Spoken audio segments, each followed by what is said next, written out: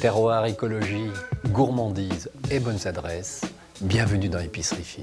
Cette semaine, nous partons dans le Ribéracois, un terroir qui innove et qui se renouvelle. Comme toujours, nous nous retrouvons ensuite en cuisine pour une nouvelle recette.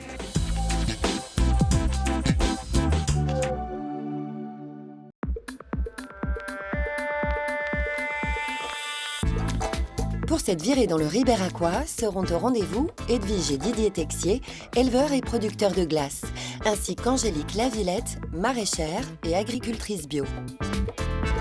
Histoire 2 nous racontera l'un des trésors du Périgord. Puis nous retrouverons deux chercheurs en pleine action dans les tourbières de Vendoire et de la Lisonne. On poursuivra avec le guide hédoniste et bien sûr la recette de Guy Martin, croustillant de canard confit, sauce moutarde à l'ancienne. Et on commence tout de suite par itinéraire paysan.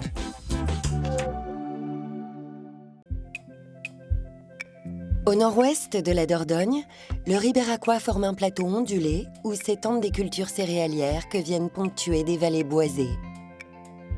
Angélique Lavillette remet au goût du jour les cultures du domaine de Beaulieu, tandis que Didier Texier et sa femme Edwige produisent du lait qu'ils transforment sur leur ferme à Champagne-et-Fontaine. Sur l'exploitation familiale, Didier Texier élève depuis presque 30 ans des vaches normandes. Cette race, qui se caractérise par une robe tricolore, noire, marron et blanche, et dont les associations peuvent varier d'un individu à l'autre, est élevée aussi bien pour sa viande que son lait. C'est l'une des races qui fait des laits les plus riches en matière grasse et en protéines. C'est une race qui reste très rustique, donc c'est pour ça qu'elle est intéressante, qui est facile à mener, facile à vivre. Mon père exploitait déjà des Normandes, et donc moi je suis tombé amoureux de la race étant petit. J'étais passionné de génétique, donc j'ai essayé d'améliorer au niveau génétique. Alors certes, elle est moins laitière qu'une vache laitière spécialisée, mais elle est de meilleure qualité. Et j'ai toujours privilégié la qualité à la quantité, donc voilà. Afin que ces vaches normandes produisent un lait de qualité, l'éleveur les fait paître naturellement de mars à novembre. Un choix peu commun chez les agriculteurs de la région. Il a également divisé les 12 hectares qui leur sont dédiés en 25 parcelles, permettant ainsi à ces animaux de se nourrir chaque jour sur une nouvelle prairie fraîche et diversifiée. Après avoir travaillé de manière conventionnelle pendant plus de 20 ans, Didier et sa femme ont décidé il y a 2 ans de convertir leur terre en agriculture biologique. Moi, cette parcelle-là, mon père l'avait achetée, il y avait un carré de vigne, il y avait des bois, il y avait des noyers. J'ai tout coupé, j'ai tout arraché. Et parce que je suis d'une génération où on nous a appris à produire. Et à produire de manière intensive. Et aujourd'hui, c'est vrai que dans mes prairies, je suis content de revoir des oiseaux, des aigrettes, des hérons. La prochaine étape maintenant, c'est de replanter des arbres. Les arbres que j'ai coupés il y a 25-30 ans, on va replanter. Voilà. Et la boucle sera peut-être bouclée, je sais pas. Mais avec un sentiment, peut-être de revenir à quelque chose de plus raisonnable. Voilà. Didier n'a cessé d'adapter ses pratiques et c'est ainsi qu'il a décidé il y a 10 ans de transformer directement sur la ferme une partie du lait issu de la traite quotidienne. C'est pour faire face à la chute du prix du lait durant la crise de 2009 que le couple s'est lancé dans la valorisation de sa production. Donc là, c'est une écrémeuse qui fonctionne en fait comme une centrifugeuse et qui sépare la crème qu'on récupère là et ici on a le lait écrémé en fait. Nous, on a ce qu'il faut sur l'exploitation pour tout faire. Donc on utilise au maximum toutes nos matières premières. Et la crème, elle peut être différente selon la période. Au printemps, elle va être un peu plus jaune, un peu plus épaisse. Quand on nourrit nos animaux qu'avec de l'herbe, qu'avec des fourrages issus de notre exploitation, forcément ça a une incidence sur la qualité et la typicité de la crème en plus de la race. Edwige et son mari produisent ainsi de la crème, des yaourts, mais aussi des crèmes glacées dont ils ont fait leur spécialité. Ils utilisent pour cela du lait entier et des œufs auxquels la crème du jour sera ajoutée pour obtenir une préparation semblable à de la crème anglaise. La crème, il faut savoir que c'est un produit vivant, donc qui va épaissir au fur et à mesure que le temps va passer. La crème par rapport au lait, la crème amène l'onctuosité. Pour préparer 10 litres de glace au chocolat, pas moins de 3 litres de lait et 2 litres de crème auront été utilisés. Une fois homogénéisée, la préparation va être stérilisée pour être ensuite refroidie jusqu'à atteindre moins 10 degrés. Avec l'aide de ses salariés, Aurore et Angelina, Edwige procède ensuite au moulage des glaces. Sans air ni conservateur ajouté, les produits pourront être consommés dans les 6 mois suivant la production. Toute l'année, la ferme propose ainsi des glaces en pot ou des gâteaux glacés. Donc ce qui est intéressant, c'est qu'en fait, on va de la production jusqu'à l'étape finale au consommateur. Nous, pour vendre les glaces sur les marchés, les gamins ils viennent nous voir en disant Madame, c'est la meilleure glace du monde que j'ai jamais mangée, quoi. Ça, c'est génial, quoi. C'est vraiment dire on a réussi toutes les étapes depuis le début, quoi. Si le choix d'Edwige et Didier s'avère aujourd'hui être une réussite, d'autres commencent tout juste un projet ambitieux sur les terres de Beaulieu. Avec son mari Jean-Christophe, Angélique Lavillette s'est installée sur le domaine en 2017. Ils ont commencé par développer une activité maraîchère et achèvent cet automne leur deuxième récolte. En cette fin de saison, une partie de la parcelle est déjà bâchée pour permettre au sol un repos hivernal, tandis qu'Angélique s'occupe des derniers légumes. On récolte notre dernière planche de légumes cultivée cette année, qui est une planche de carottes. On a fait des variétés anciennes de carottes. On cultive que l'été puisqu'on n'a pas de serre, donc on attend que la terre soit au moins à 10 degrés pour pouvoir planter. Donc en fait, c'est un potager d'été. On fait 6 mois finalement de maraîchage, et ce qui nous permet aussi de nous reposer l'hiver parce que physiquement c'est dur, c'est quand même un métier auquel on n'était pas du tout habitué. Donc ça nous permet aussi de rentrer progressivement dans notre vie de paysan. Avant de s'installer ici, Angélique et son mari travaillaient pour de grands groupes télécoms et informatiques. Ils ont alors changé de vie pour bâtir ensemble un projet agricole sur ces terres. La vie d'agriculteur, telle que nous on la vit aujourd'hui, ça apporte beaucoup de plaisir d'être dans la nature, de fabriquer quelque chose de ses mains. C'est extraordinaire, de faire pousser quelque chose de ses mains.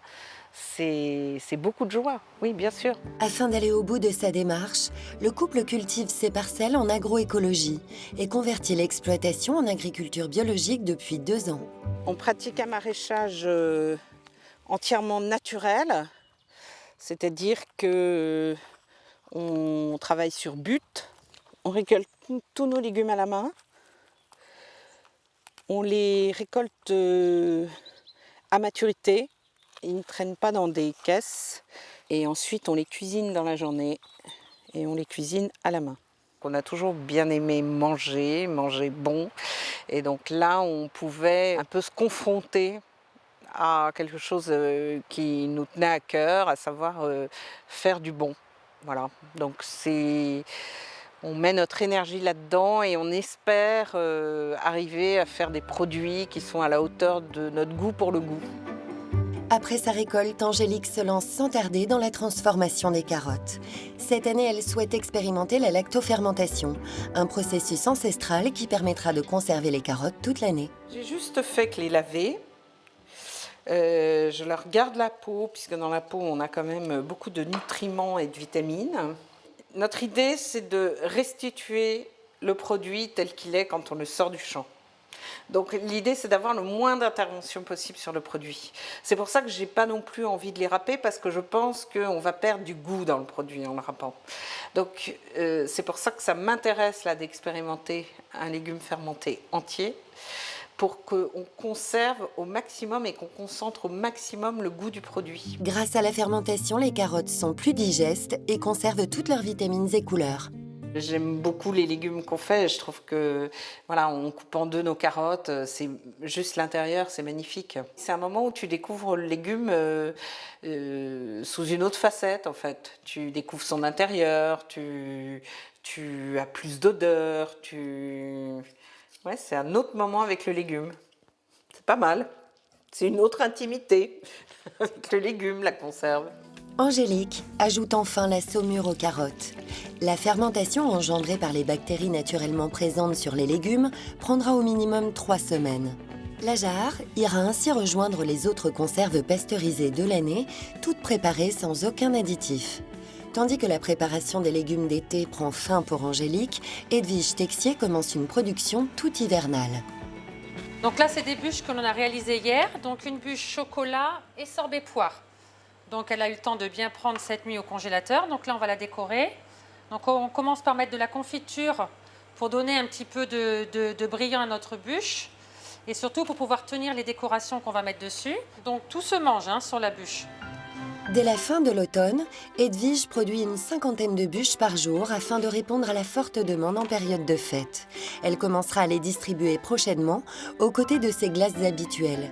En plus de ses ventes à la ferme ou sur les marchés, Edwige propose ses glaces à des restaurateurs ou des magasins de producteurs fermiers comme la cave épicerie de Mareuil. Bonjour. Bonjour Madame Texier, on vous attendait avec impatience. Hop. On a juste refait le plein hier. On va mettre les sorbets ici et les glaces au fond, comme Exactement. ça. Donc on a commencé la fabrication des bûches glacées. On amènera 2 ou 3 bûches qu'on mettra en exposition ici. Ouais. Comme ça, ils voient à quoi ça ressemble. On a fait des petits C'est une dômes bonne aussi. idée, ouais. Ils le voient et puis après ils commandent et puis nous on se donne une date de délai pour très bonne dernier idée. carat de livraison. Ce que j'aime moi dans ce que fait Madame Texier, d'abord c'est que les produits sont bons, ils sont gourmands, donc les gens viennent spécialement pour acheter ces produits-là, y compris dans une cave, ce qui est assez amusant. Il y a aussi un affect important, c'est-à-dire les gens aiment savoir d'où viennent les glaces, qui les a fabriquées. C'est très important de pouvoir proposer des produits qui sont fabriqués dans un périmètre très court. Et puis c'est fondamental d'un point de vue cercle de valeur, c'est-à-dire s'entraider, nous faire connaître les produits les uns les autres et pouvoir promouvoir des savoir-faire qui sont très proches de chez nous. Les glaces d'Edwige se sont ainsi fait une place parmi les produits de ce terroir et ont su trouver des consommateurs fidèles. Aujourd'hui, c'est vrai qu'on en retire moi je veux dire carrément une bonne fierté d'avoir réussi à faire ce qu'on a fait, d'avoir réussi à créer de l'emploi et d'avoir des gens qui viennent acheter nos produits avec le sourire et qui viennent parce qu'ils en ont vraiment envie, qu'ils ont vraiment envie de se faire plaisir. Si le travail d'Edwige porte aujourd'hui ses fruits, Angélique et Jean-Christophe développent encore leur projet sur les terres de Beaulieu. Le couple de maraîchers se rêve désormais aussi en vignerons. Ils ont planté de la vigne il y a 1 an et suivent avec attention l'évolution des jeunes plants. Tiens, regarde, t'en as un là-bas. Je vais repasser demain. Là-bas, il y en a pas mal qui sont abîmés. Pas abîmés, mais... Couché.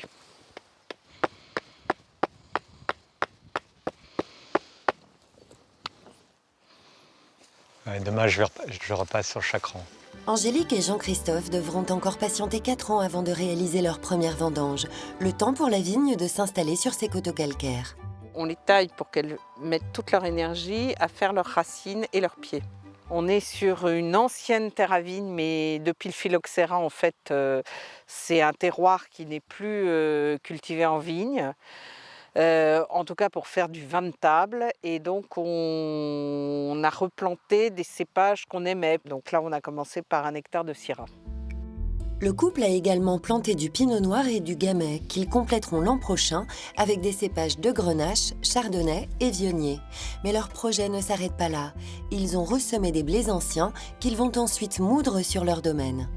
Avec les farines obtenues, ils ouvriront bientôt une boulangerie à Bordeaux qui proposera du pain au levain issu de la fermentation longue, mais aussi des conserves et le vin du domaine.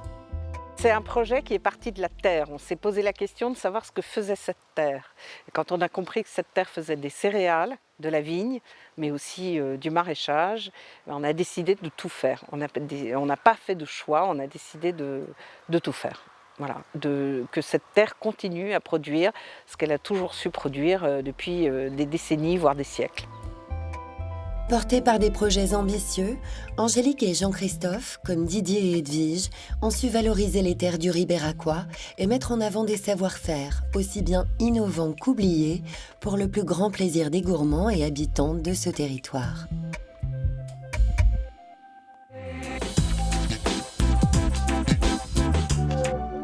Dans Histoire de, on vous laisse apprécier un petit champignon qui sait se faire désirer.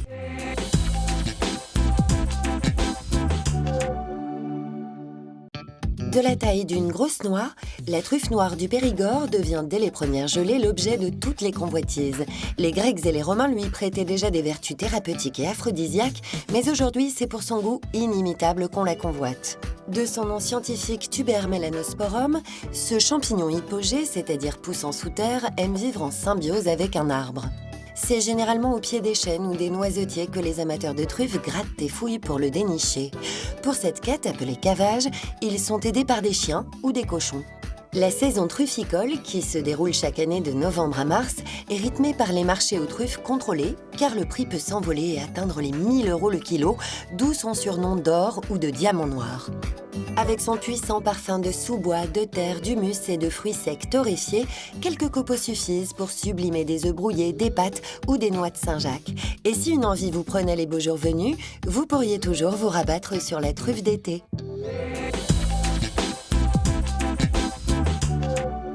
Dans l'écologie en action, Vincent Labourelle et Tristan Delpérou nous expliquent le fonctionnement d'une tourbière et les enjeux parfois compliqués que cela implique.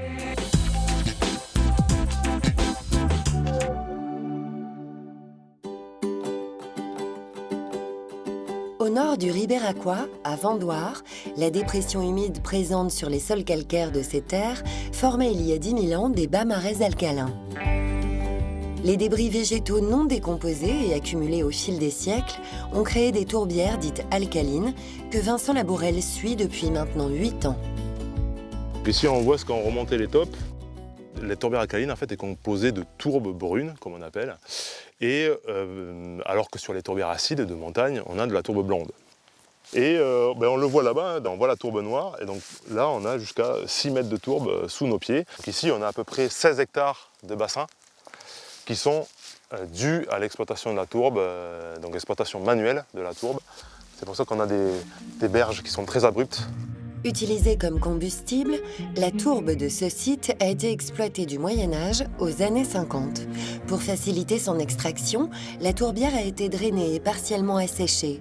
La prairie humide originelle, à la biodiversité unique et riche, s'est donc progressivement transformée. De nombreuses zones boisées se sont installées et accentuent aujourd'hui l'assèchement de ces milieux, menaçant de nombreuses espèces patrimoniales rares. Pour préserver ces écosystèmes, des aménagements ont donc été faits afin de maintenir le niveau d'eau en réparant les brèches anciennement créées dans la tourbière. Donc là, cet exutoire-là, il sert à maintenir les niveaux d'eau de la tourbière. Le niveau d'eau au niveau de ce bassin étant un petit peu trop haut, là, je vais enlever une petite planche en bois qui fait 5 cm pour descendre un petit peu le niveau d'eau. Alors aujourd'hui, pourquoi on a fait cet ouvrage et pourquoi aussi on maintient les niveaux d'eau dans la tourbière, c'est qu'en fait on a un problème de niveau d'eau entre la tourbière et le cours d'eau qui est ici 10 mètres juste à côté. En fait le niveau du cours d'eau est 1 mètre à 1,50 m plus bas que le niveau de la tourbière. Donc ici on est clairement sur une tourbière qu'on appelle une tourbière suspendue, c'est-à-dire que la nappe de la tourbière est plus haute que la nappe du cours d'eau qui est censé l'alimenter. Le cours d'eau qui alimente la tourbière a lui aussi subi de grands aménagements. La rivière de la Lisonne a vu son lit creusé et curé dans les années 80 pour éviter les inondations et se retrouve aujourd'hui plus basse que la tourbière. Donc le lien entre la tourbière et la rivière, donc il est, si on peut dire, maternel. C'est-à-dire que la rivière a créé la tourbière, ou a permis sa création. Et aujourd'hui, malheureusement, entre guillemets, la rivière donc, draine la tourbière, donc est néfaste au maintien finalement de l'enfant qu'elle a fait naître. Pour mieux comprendre le problème et restaurer le niveau du cours d'eau, essentiel au maintien de la tourbière, Vincent travaille avec Tristan Delpérou, technicien de rivière. L'idée, c'est qu'on puisse faire une série de points sur ce tronçon, qui est juste en face de la tourbière. Du coup, on utilisera les radios pour que tu puisses me communiquer ça. Donc voilà, on fait une entrée en eau ici, et on part là sur les 25 premiers mètres, ça nous donnera déjà quelques points intéressants. D'accord, impeccable. Allez. Tandis que Tristan prépare son matériel topographique, Vincent se met en place dans une section de la rivière qu'ils ont définie ensemble. Vincent, en fait, longe le cours d'eau, s'arrête à des points précis et me donne une batterie de tests. Plus la rivière sera basse, moins les échanges avec la tourbière seront importants. Le fait de vérifier ça avec Vincent aujourd'hui va permettre de quantifier un petit peu comment la rivière se comporte. Depuis les travaux lors du remembrement, le lit du cours d'eau ne cesse de se creuser. Un phénomène d'érosion rapide que constatent Tristan et Vincent d'année en année. J'ai pris ma mire, à toi pour la hauteur d'eau et la hauteur de berge, s'il te plaît. Alors ici, niveau hauteur de berge, on est à 1,40 m. Ok, merci, c'est bon. On peut voir par endroits que la rivière, comparée à son niveau naturel, elle est par endroits 2 mètres plus basse. Donc on va dire que c'est vraiment l'action passée qu'on est en train de payer maintenant et qui met en danger le site des Tourbières de Vendoire. Avec l'ensemble de leurs partenaires, Tristan et Vincent ont cependant des solutions. Ils comptent prochainement mettre en place des seuils de fond, des enrochements qui vont venir freiner l'écoulement de la rivière. L'idée, c'est vraiment sur plusieurs kilomètres de redéposer des cailloux qui ont été enlevés à l'époque de manière à rehausser artificiellement la ligne d'eau. Et en rehaussant la ligne d'eau, on reconnecte la rivière et la tourbière, qui est l'objectif principal. La vingtaine de seuils mis en place devrait aussi permettre de recharger la nappe phréatique profonde tout en offrant un support à de nombreuses espèces aquatiques. Les efforts pour protéger ces milieux pourront ainsi contribuer à la restauration et à la préservation de ce patrimoine naturel unique.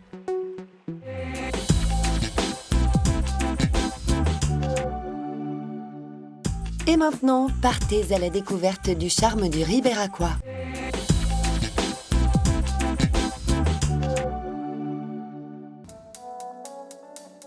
D'Aubeterre à Brantôme, remontez la vallée de la Dronne sur les traces d'Harrison Barker.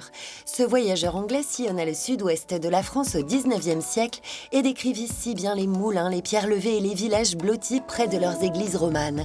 Une randonnée dans l'espace et dans le temps qui se fait à pied, vélo ou canoë. À la Tour Blanche-Cercle, le moulin des Terres Blanches, datant du XVIIIe siècle, a été entièrement restauré en 2007. Grâce à une poignée de passionnés, le moulin a repris vie. Bâti sur un promontoire rocheux, il est entouré de pelouses calcaires qui accueillent une flore particulière, dont de fascinantes orchidées. En forêt de la Double, les étangs de la Gémaille ne sont pas qu'un lieu de baignade et de sport nautique pour les beaux jours. Classés espaces naturels sensibles, ils ont fait l'objet d'un vaste projet de rénovation respectant le cadre originel et se prêtent à la découverte de la nature avec un circuit aménagé, des espaces de randonnée et un observatoire. La petite commune de Cieurac de Ribérac est labellisée Village Fleuri. Rivières, ruisseaux et sources permettent à un massif forestier aux essences variées de s'y épanouir. Le charme de ce bourg, accroché à la pente d'un coteau, avec en son centre une église romane datant du XIIe siècle, attire chaque année de plus en plus de visiteurs. On termine avec le chef Guy Martin et sa recette rappelant la Dordogne.